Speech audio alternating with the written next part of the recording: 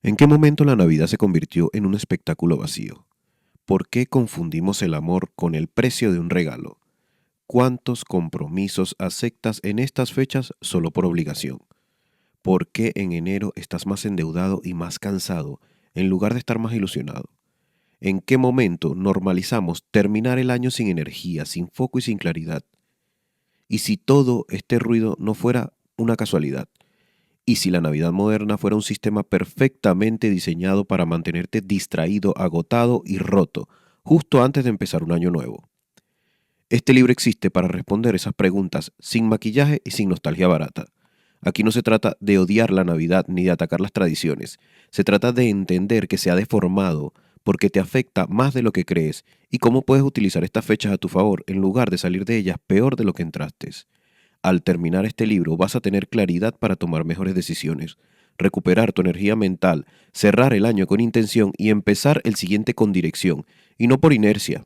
La Navidad, tal como la vivimos hoy, se parece poco a una celebración y mucho más a una operación de consumo.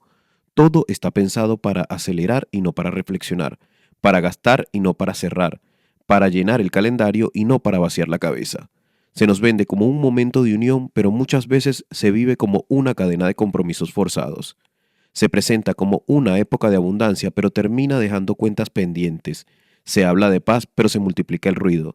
Se promete felicidad, pero se normaliza el cansancio extremo. Durante semanas el entorno te empuja a decir que sí a todo, a reuniones que no te aportan, a gasto que no puedes justificar, a comidas que te apagan, a conversaciones superficiales que no construyen nada. Y lo más peligroso no es el exceso puntual, sino el efecto acumulado. Llegas a enero con menos dinero, menos foco, menos motivación y una sensación difusa de vacío que no sabes explicar. No porque hayas hecho algo mal, sino porque nadie te enseñó a vivir estas fechas con conciencia. Pero esta historia no termina allí. La Navidad también puede ser otra cosa. Puede ser un punto de pausa real en medio del año, un espacio para cerrar ciclos que arrastras desde hace meses, un momento para revisar qué relaciones merecen continuidad y cuáles solo sobreviven por costumbre. Un periodo para ordenar tus finanzas, tu tiempo y tu energía antes de empezar de nuevo. Puede ser el mejor momento del año para pensar con calma, tomar decisiones incómodas y planear con intención. Este libro nace desde allí, desde la idea de que la verdadera trampa de la Navidad no son las luces ni los regalos, sino vivirla en automático, desde la convicción de que si sabes cómo usar estas semanas, puedes convertirlas en una ventaja estratégica para tu vida, no desde la culpa, sino desde la responsabilidad, no desde la crítica vacía, sino desde la acción consciente. Si alguna vez has sentido que estas fechas te drenan más de lo que te aportan, este libro es para ti. Si quieres cerrar el año con claridad mental y estás dispuesto a mirar la Navidad sin filtros, no para destruirla, sino para recuperarla, entonces estás exactamente donde tienes que estar. Capítulo 1. El origen olvidado. Lo que robaron de ti. Imagina un invierno hace más de 2000 años. No hay escaparates iluminados, ni descuentos de última hora, ni notificaciones constantes recordándote que llegas tarde. Hay frío, hay noches largas, hay oscuridad real. El solsticio de invierno, el momento en el que el día es más corto y la noche parece interminable. Para las culturas antiguas, este no era un problema que hubiera que tapar, sino una señal que había que escuchar. Todos entendieron algo esencial. Cuando afuera no hay luz, la atención debe ir hacia adentro. Los romanos celebraban los Saturnales, unos días en los que suspendían las jerarquías, los esclavos descansaban y los amos servían. No era caos, era un recordatorio de humildad. Los pueblos nórdicos encendían grandes hogueras no para fingir que el invierno no existía, sino para acompañar el lento regreso del sol. Los celtas se reunían, guardaban provisiones, contaban historias, no huían del invierno, se preparaban para atravesarlo. El mensaje era claro y profundamente humano. El invierno no es para correr, es para parar. La oscuridad no es un enemigo, es una maestra incómoda. Te obliga a mirar hacia adentro porque fuera no hay distracciones suficientes. Te enfrenta con lo que eres cuando se apagan los estímulos y cuando el ritmo baja, cuando no puedes esconderte en el ruido. Con la llegada del cristianismo, estas fiestas no desaparecieron, se superpusieron, el nacimiento de Cristo se colocó sobre el solsticio, pero la idea central se mantuvo intacta, la luz nace en la oscuridad, la esperanza surge cuando todo parece detenido, la humildad se coloca en el centro del mensaje. un Dios que no nace en un palacio, sino en un establo. No hay ostentación, hay significado, no hay prisa, hay esperanza. Ahora mira la Navidad actual con honestidad. Lo primero que hacemos es huir de la oscuridad. La tapamos con luces compradas muchas veces a crédito. Evitamos el silencio con una música constante, con eventos encadenados, con una felicidad casi obligatoria que no deja espacio para preguntarnos cómo estamos de verdad. Rechazamos la humildad compitiendo por regalos, por mesas más grandes, por demostrar que todo va bien, aunque por dentro no sea cierto. Nos robaron el invierno, nos vendieron diciembre como un verano artificial, calor falso, a base de alcohol, nieve de plástico, sonrisas forzadas para la foto. Nos convencieron de que celebrar la luz significa negar la oscuridad, cuando en realidad toda la luz auténtica nace de reconocer lo primero, de aceptar el cansancio, las pérdidas, las preguntas incómodas que el año deja pendiente. Por eso diciembre se siente tan pesado para tanta gente, porque en lugar de permitirnos un cierre natural, nos empuja a acelerar justo cuando el cuerpo y la mente piden lo contrario. El resultado es una contradicción constante, por fuera brillo y por dentro agotamiento, por fuera celebración y por dentro evasión. La Navidad comercial no nació para ayudarte a cerrar ciclos ni entenderte mejor, nació para distraerte, para que no mires tu propio invierno interior, para que no te hagas preguntas incómodas cuando el año termina, y mientras sigas huyendo de ese invierno personal, diciembre seguirá siendo una carrera agotadora hacia ninguna parte. La recuperación empieza aquí, no comprando menos por postureo, sino entendiendo más. Permitirte sentir el frío simbólico de estas fechas, aceptar el silencio, reconocer la oscuridad que el año dejó, decisiones que no tomaste, relaciones que se enfriaron, hábitos que te drenaron, no para castigarte, sino para cerrar de verdad. Solo desde allí puede nacer la luz que no sea una mentira, una luz que no dependa de adornos ni de aplausos, una luz que te prepare para el nuevo año con claridad, no con resaca emocional. Este es el punto de partida, dejar de huir del invierno y empezar a utilizarlo. Capítulo 2. Circo y anestesia. ¿Cómo te adormecen para que no pienses? Los romanos lo entendieron hace siglos. Un pueblo entretenido piensa menos. No hacía falta violencia constante ni control directo. Bastaba con dar comida suficiente y espectáculo continuo. Pan y circo. Hoy no hace falta el coliseo. Basta con ofertas, anuncios emocionales y una agenda llena de compromisos sociales. Mira el calendario con calma. A partir de octubre empieza un proceso muy claro. Las tiendas cambian de decoración, la música aparece antes de que el frío sea real, los anuncios comienzan a mostrar siempre la misma escena. Familias perfectas, mesas perfectas, sonrisas constantes. No es algo espontáneo ni natural, es una secuencia repetida cada año con el mismo objetivo. Ocupar tu atención antes de que tengas tiempo de pensar cómo estás realmente. Primero te inducen a la anticipación. Te hacen esperar algo sin definir exactamente lo que es. No es conexión, no es descanso, no es sentido, es expectativa. Tu mente empieza a asociar estas fechas con comprar, planear y gastar. La emoción no viene de estar con alguien importante, sino de la posibilidad de adquirir algo nuevo. Y eso tiene un efecto claro, te mantiene en movimiento constante, pero sin dirección. Después llega el momento de actuar. Ahora, no basta con esperar, hay que cumplir, comprar regalos, asistir a comidas, aceptar invitaciones, posar para fotos. Muchas de esas acciones no nacen del deseo, sino de la obligación social. No quieres quedar mal, no quieres ser el raro, no quieres explicar por qué no vas. Y poco a poco empiezas a interpretar un papel.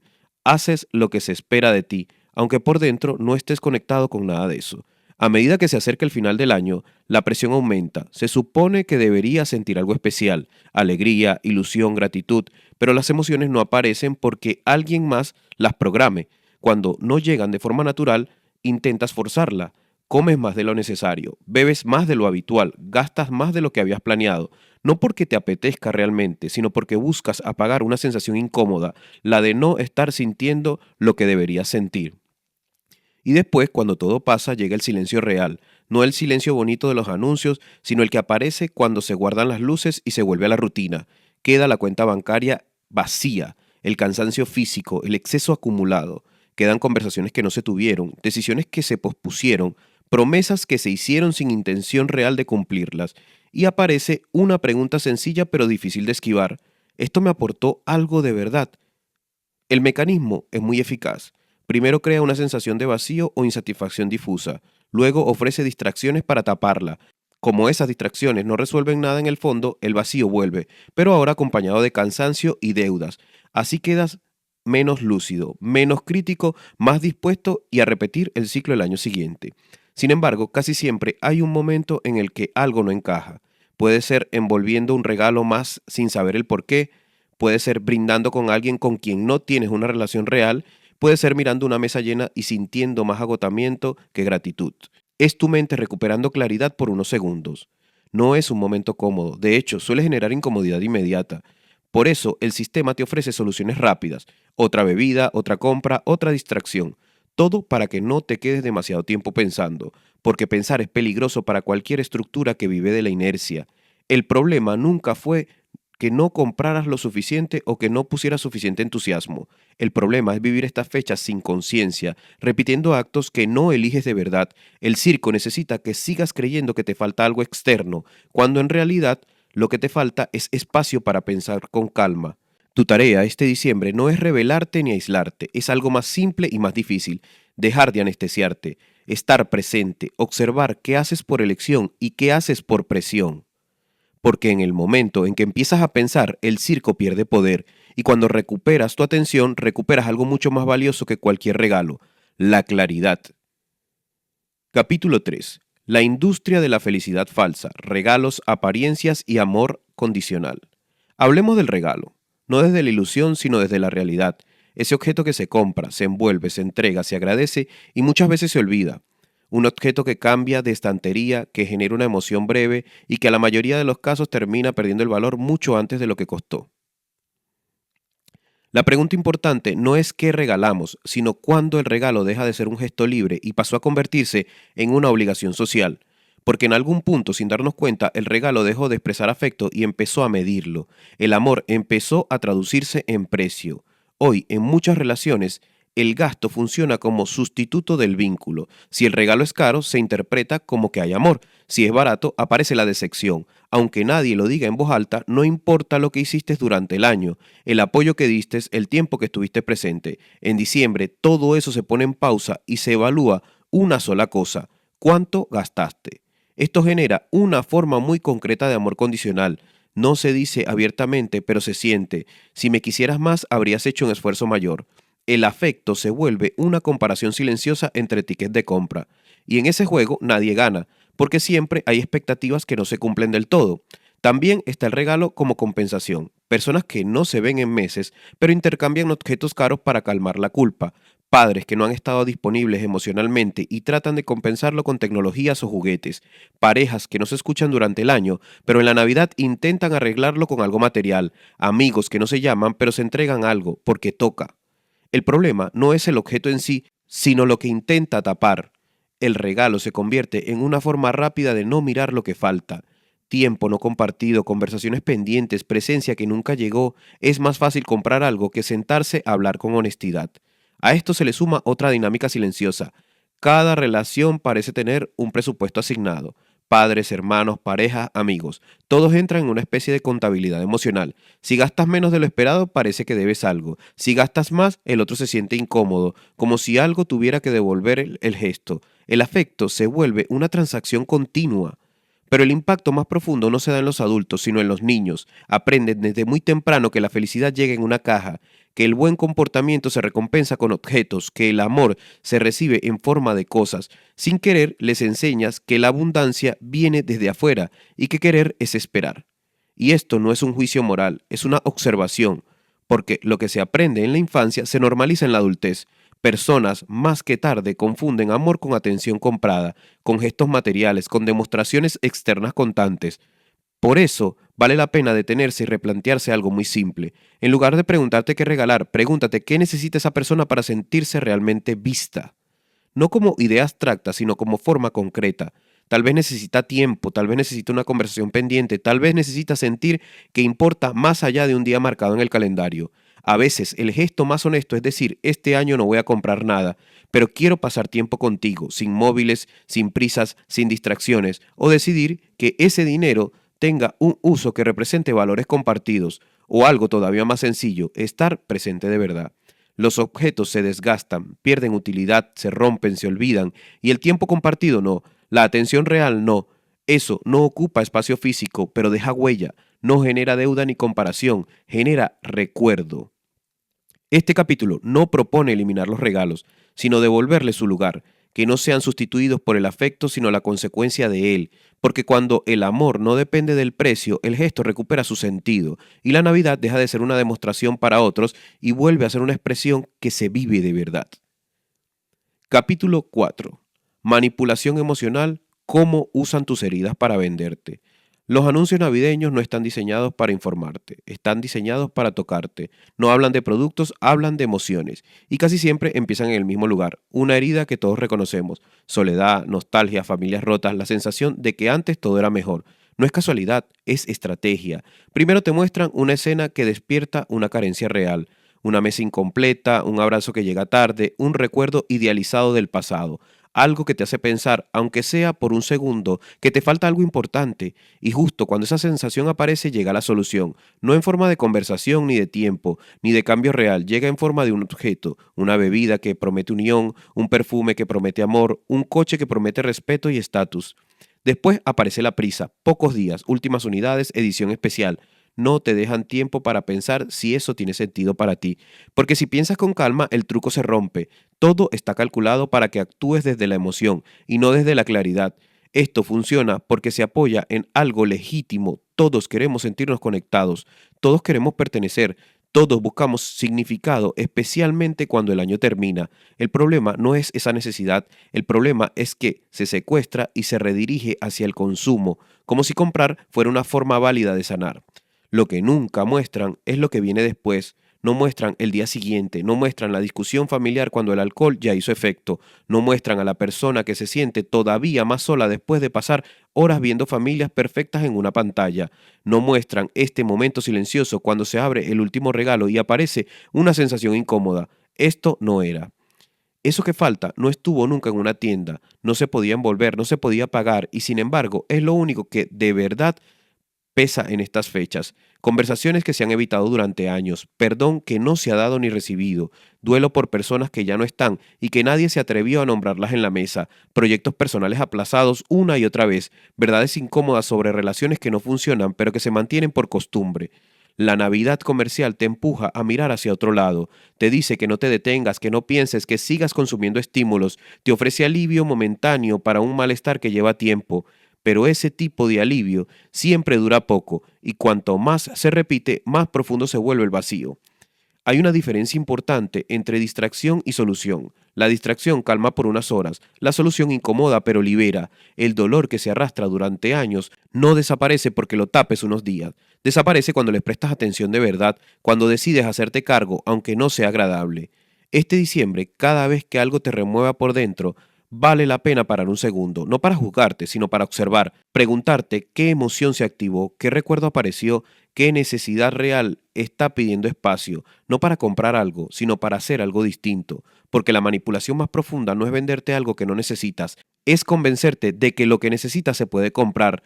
Recuperar claridad empieza cuando distingues entre una herida real y una solución falsa, y en el momento en que haces esa distinción, dejas de ser tan fácil de manejar. Este capítulo no busca que apagues la emoción, sino que la entiendas, que no la entregues al primer estímulo que prometa alivio rápido, porque cuando aprendes a escuchar lo que te duele sin anestesia, empiezas a recuperar algo esencial, la capacidad de decidir desde la conciencia y no desde la herida. Capítulo 5. El exceso como norma porque comes, bebes y gastas más hasta enfermar. Es Navidad.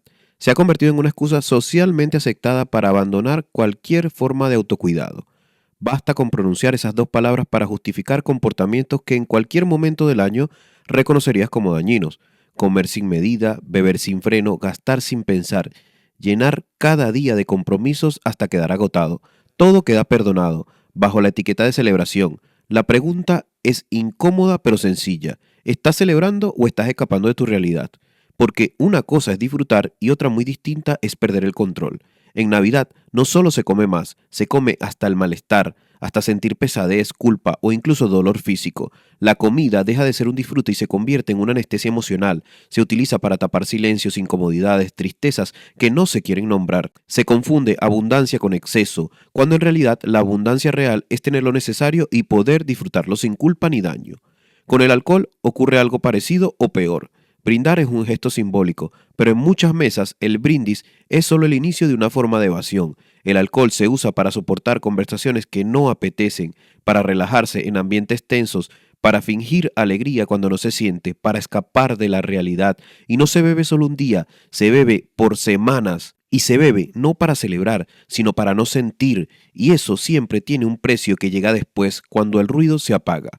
El exceso financiero sigue el mismo patrón: gastar más de lo que tienes para cumplir expectativas que muchas veces nadie expresó de forma directa, usar tarjetas como si fueran una solución mágica, aplazando la realidad hasta enero, convencerte de que estás siendo generoso cuando en el fondo estás buscando validación o evitando un conflicto. El problema no es el gasto puntual, sino la falta de conciencia detrás de él.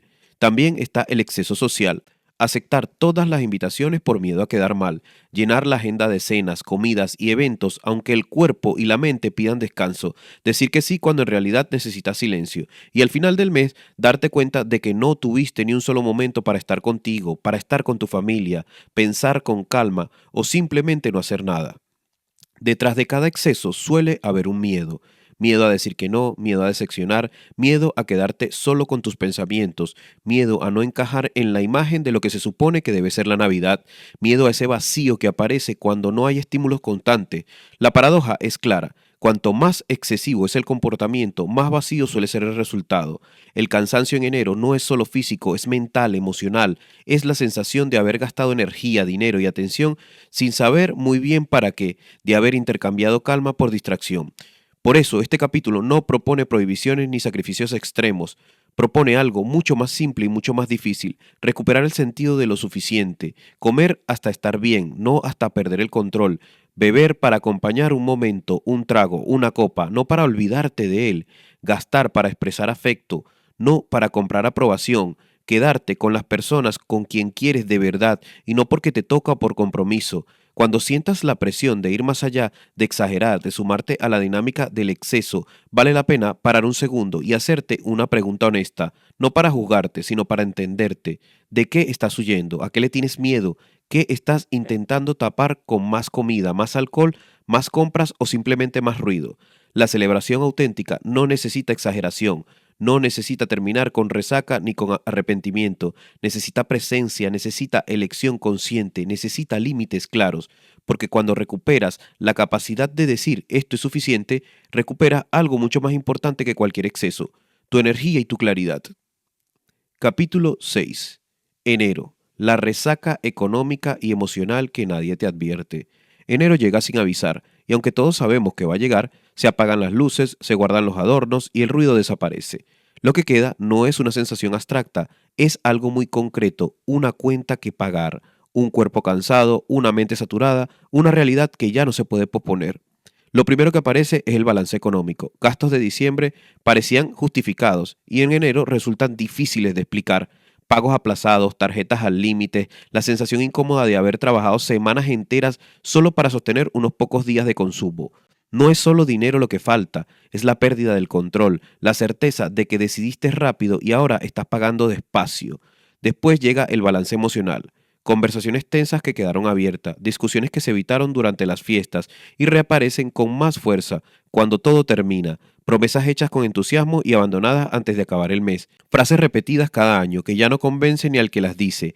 El contraste entre la felicidad que se mostró y la realidad que vuelve deja una sensación de desgaste difícil de ignorar. El cuerpo tampoco te miente: kilos de más, rutinas rotas, cansancio acumulado, horarios desordenados, falta de descanso real, semanas enteras funcionando a base de estímulos, en lugar de empezar el año con energía. Muchos lo empiezan intentando recuperar lo que perdieron en diciembre. Y luego está algo menos visible, pero igual de importante: la energía mental. Enero no se siente como un reinicio, sino como una continuación pesada del mismo año. No hay sensación de renovación, no hay evaluación, hay sensación de haber gastado demasiado en algo que no recargó nada. La idea empieza de nuevo, se vuelve más una obligación que una ilusión. Todo esto suele etiquetarse como la cuesta de enero, la tristeza posfiesta, como si fuera algo inevitable, casi climático, pero esa explicación es cómoda y peligrosa, porque convierte una consecuencia en algo normal, y cuando algo se normaliza, deja de cuestionarse. Lo que muchos no ven es que enero trae una oportunidad clara. Ese cansancio, ese hartazgo, esa sensación de que no quiero volver a pasar esto, no es una debilidad, es información, es tu cuerpo y tu mente señalándote que el camino elegido no funcionó, que la forma en la que viviste diciembre no te llevó a donde esperabas. La mayoría ignora esa señal, se distrae, espera que pase, vuelve a la rutina sin revisar nada, y así sin darse cuenta empieza a construir el próximo diciembre exactamente igual que el anterior, mismo patrón, mismos resultados. Pero hay otra acción, detenerte, no para castigarte, sino para entenderte. Sentarte con enero tal como es, frío, austero, sin adornos, mirar de frente lo que pasó, preguntarte con honestidad qué partes de diciembre valieron la pena de verdad y cuáles te dejaron peor, qué decisiones repetiste sabiendo que no te aportaron, qué hiciste por inercia y qué hiciste por elección. Enero no es un error del sistema, es el momento en el que el sistema muestra sus consecuencias y aunque duele verlo con claridad, duele mucho más ignorarlo y repetirlo cada año. La Navidad que dices querer no se improvisa a última hora, no se compra, no se fuerza, se construye con meses de antelación, se preparan con las decisiones pequeñas y conscientes y todo empieza aquí, no en diciembre, sino en enero, cuando la realidad está desnuda y no hay ruido que la tape. Si aprovechas este momento para ajustar, para decidir distinto, para recuperar el control, el próximo diciembre no tendrá que ser una oída, podrá ser una pausa real, pero esa posibilidad solo existe si escuchas lo que enero te está diciendo ahora. Lo has hecho mal, te has excedido, es momento de evaluar y de planear. Aprovecha tu enero.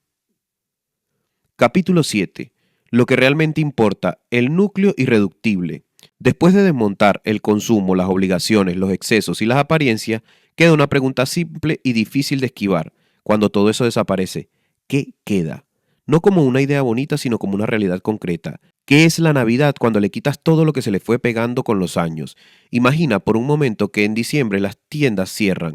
No hay compras de última hora, no hay regalos envueltos, no hay mesas pensadas para impresionar, solo quedan las personas, el tiempo y el invierno, nada más, sin planes gigantes, sin expectativas externas. ¿Qué harías entonces? Probablemente cocinarías con otros, no para lucirte, sino para compartir algo básico. Comer no como un espectáculo, sino como un acto cotidiano. Tal vez hablarías más despacio, contarías historias que no suelen salir cuando hay ruido en el fondo. Quizás caminarías sin rumbo, no para cumplir un objeto, sino para estar presente, o simplemente te sentarías sin hacer nada, sin agenda, sin necesidades de demostrar nada a nadie. Eso es lo esencial, no porque sea espiritual o profundo, sino porque es lo que en la práctica deja huella. Basta con mirar hacia atrás con honestidad. Los recuerdos que permanecen no suelen estar ligados a lo que costó más dinero, suelen estar ligados a los momentos sencillos, una conversación larga, una risa inesperada, una cena con tu abuela, una tarde compartida sin prisa, una sensación de estar a salvo con alguien, esas reuniones familiares donde tal vez no había abundancia de comida, pero sí abundancia de amor. La paradoja es clara. Cuantas más cosas se añaden a la Navidad, menos espacio queda para lo que realmente importa. Se llena el calendario para no tener tiempo de estar, se llena la mesa para no tener que sostener silencios incómodos, se llenan los árboles de regalos para evitar ofrecer algo más exigente. Atención real, presencia completa, escucha sincera.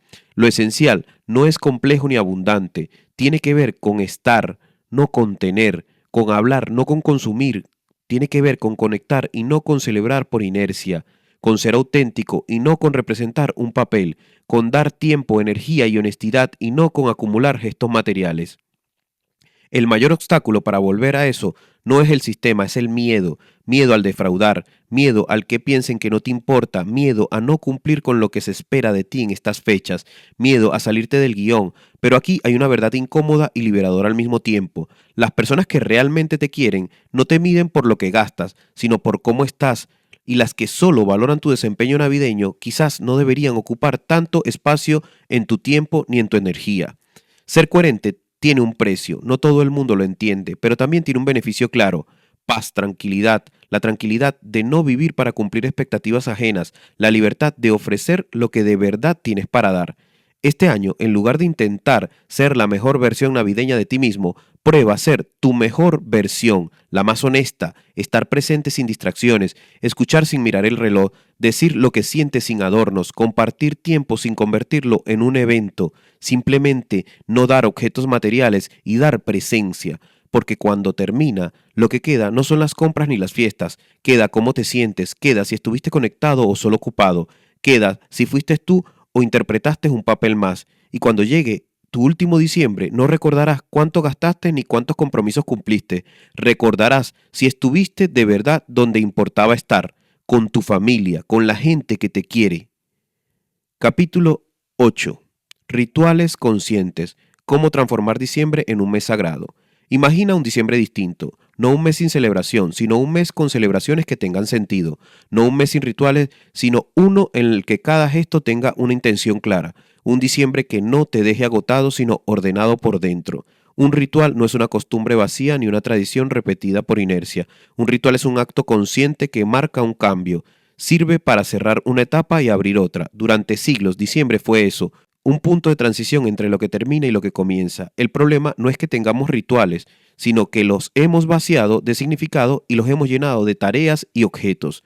Recuperar diciembre no exige eliminar nada, sino cambiar el enfoque, volver a darle sentido a lo que ya haces y elegir con cuidado lo que decides añadir. La primera parte del mes puede ser un tiempo de cierre real, no un cierre simbólico, sino práctico. Dedicar unos minutos cada día a resolver algo pendiente del año, terminar una conversación aplazada, reconocer un error sin excusas, agradecer una lección que no fue cómoda, cerrar un proyecto pequeño que dejaste a medias.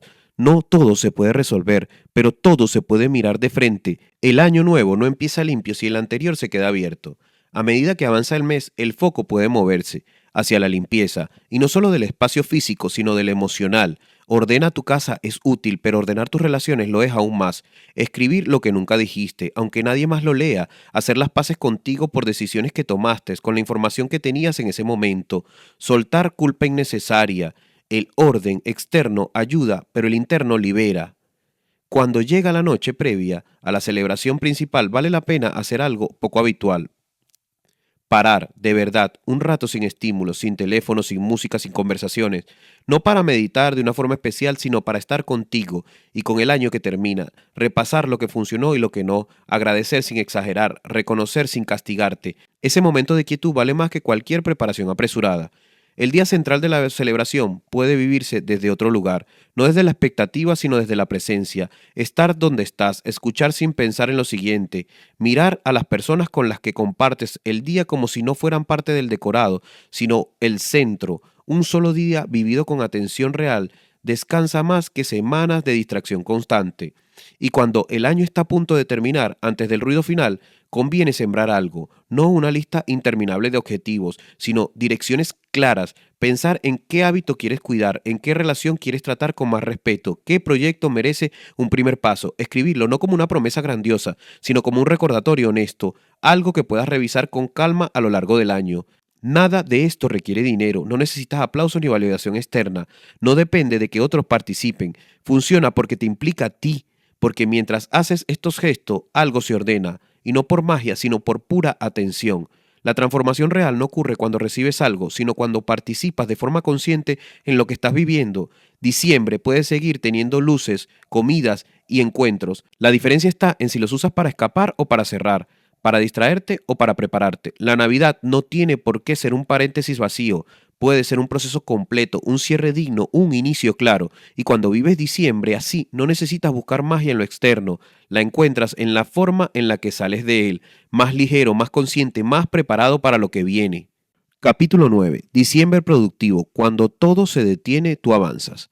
Hay algo que casi nadie dice y que sin embargo muchos de los más creativos y efectivos ya entendieron. Diciembre puede ser el mes más productivo del año, no productivo en el sentido superficial de hacer más cosas, sino productivo en el sentido profundo de avanzar en lo que realmente importa. Mientras la mayoría entra en modo automático, tú tienes una oportunidad rara. El entorno cambia, las exigencias bajan, el ritmo colectivo se ralentiza, mucha gente está ocupada pero no concentrada, mucha actividad, poca profundidad y allí es donde aparece el espacio. En diciembre hay menos interrupciones reales, menos llamadas urgentes, menos correos que exigen respuesta inmediata, menos presión externa. Socialmente todo está justificado con una frase simple, es diciembre. Esa bajada de expectativa, que para muchos es una excusa para desconectar del todo, puede convertirse en una ventaja estratégica si sabes usarla. Este es el momento ideal para hacer aquello que necesita foco, pensar con calma, escribir, aprender algo nuevo, diseñar un proyecto, revisar tu dirección, no desde la prisa, sino desde la claridad, no para impresionar a nadie, sino para construir algo que tenga un impacto en tu vida real. Aprovecha que un año está por comenzar. El principal obstáculo no es el tiempo, es la culpa, la sensación de que deberías estar haciendo otra cosa, que trabajar en ti mientras otros celebran es egoísta, que te estás perdiendo de algo. Esa culpa no nace de la verdad, nace de una comparación, de mirar lo que hacen los demás y asumir que eso es lo correcto. La pregunta importante aquí no es qué hacen otros en diciembre, la pregunta es qué necesitas tú para empezar bien el próximo año, porque seguir el movimiento general es fácil, lo difícil es usar un momento único para avanzar cuando casi nadie lo hace. Diciembre no tiene por qué ser todo o nada. No se trata de aislarte ni de rechazar las celebraciones, se trata de ordenar el día con intención, usar las horas de mayor claridad para avanzar y reservar el resto para estar presente de verdad. Las primeras horas del día suelen ser las más limpias mentalmente. Si las dedicas a tu proyecto más importante, aunque sea durante un periodo limitado, el impacto es enorme. Avanzas cuando el mundo todavía está quieto, sin interrupciones constantes, sin ruidos. Ese progreso, aunque sea visible para otros, cambia cómo te sientes contigo mismo. Después, cuando decides participar en lo social, lo haces desde otro lugar, no como un escape, sino como una elección, porque estás trabajando en ti. No llevas la sensación de estar procrastinando tu vida, estás presente porque ya hiciste lo que tenías que hacer. Eso cambia completamente la experiencia. Disfrutas más porque no estás usando la celebración para tapar frustración o estancamiento. Lo que suele ocurrir es inesperado para muchos. Avanzar en lo importante no te aleja de la Navidad, te reconcilia con ella porque cuando tu vida tiene dirección, las pausas se disfrutan más. Ya no necesitas llenar cada hueco con ruido, puedes estar sin ansiedad, puedes celebrar sin exceso. Y cuando llega enero, la diferencia es clara. Mientras muchos empiezan el año intentando recuperarse, tú ya estás en movimiento con claridad, con foco, no con promesas grandiosas, sino con trabajo hecho. No con motivación artificial, sino con una inercia real. Has usado un mes que suele desperdiciarse para sentar las bases, para establecer planes, para actuar. Diciembre no es solo el final del año, es una ventaja, una de las pocas en las que el mundo afloja lo suficiente como para que tú puedas apretar en lo que de verdad importa. La abundancia que muchos buscan comprando cosas no aparece así, aparece cuando usas bien tu tiempo, tu energía y tu atención. Lo que construyes en silencio en diciembre suele sostenerse durante todo el año siguiente, y eso no es magia, es decisión. Capítulo 10. Tu nueva Navidad. El manual de reinvención. Llegamos al punto práctico. Ya viste el mecanismo, entendiste qué se perdió y qué sí importa, y comprobaste que hay otra forma de vivir diciembre. Ahora aparece la pregunta real. ¿Cómo cambias tu manera de celebrar sin romper vínculos ni convertirte en el raro de la familia? La clave no está en imponer cambios, sino en anticiparlos. Si esperas a diciembre para decir que este año quieres algo distinto, genera fricción innecesaria. Las personas se adaptan mejor cuando se sienten incluidas.